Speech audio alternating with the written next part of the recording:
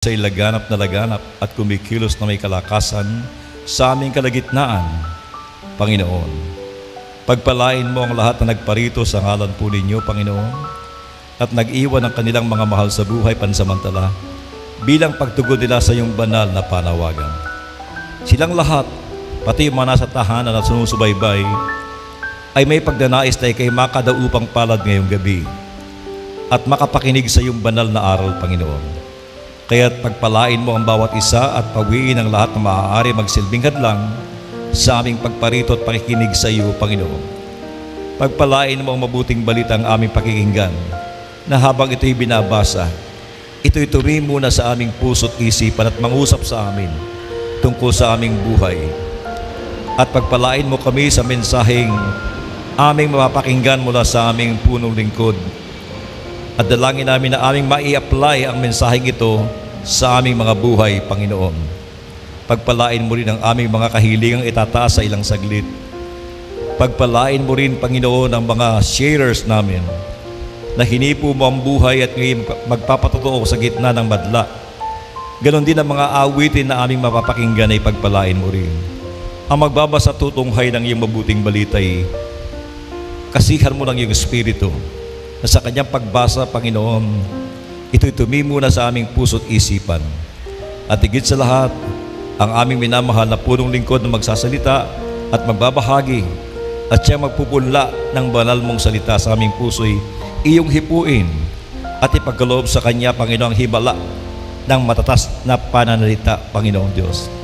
At ang lahat ng ito'y kasamahan mo ng tanda't himala at ng kapangyarihan ngayong gabi upang kami sama-samang umuwi na may baong-baong himala at pagpapala. And this we ask in the name of Christ our Lord. Amen and amen. In the name of the Father, Son, Holy Spirit. Amen.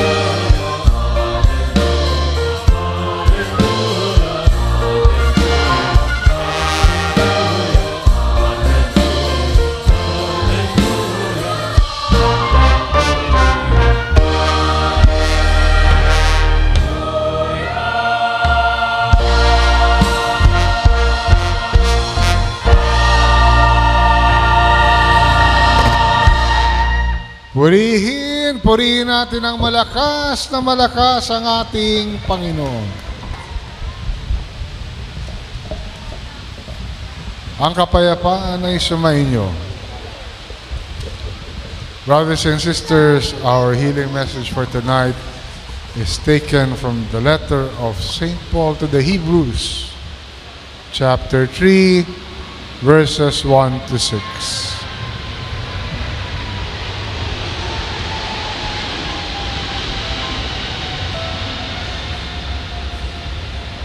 Therefore, holy brothers who share in the heavenly calling,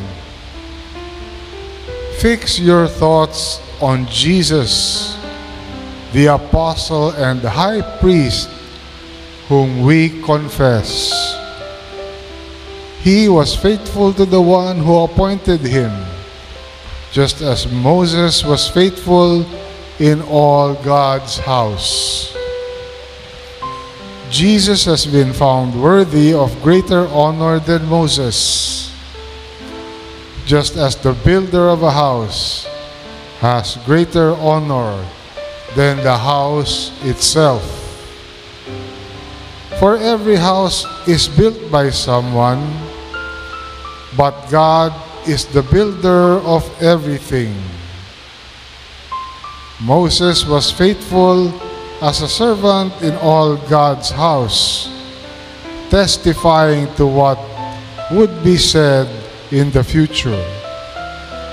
But Christ is faithful as a son over God's house, and we are His house if we hold on to our courage and the hope of which we boast. Glory to God, glory to Christ Jesus.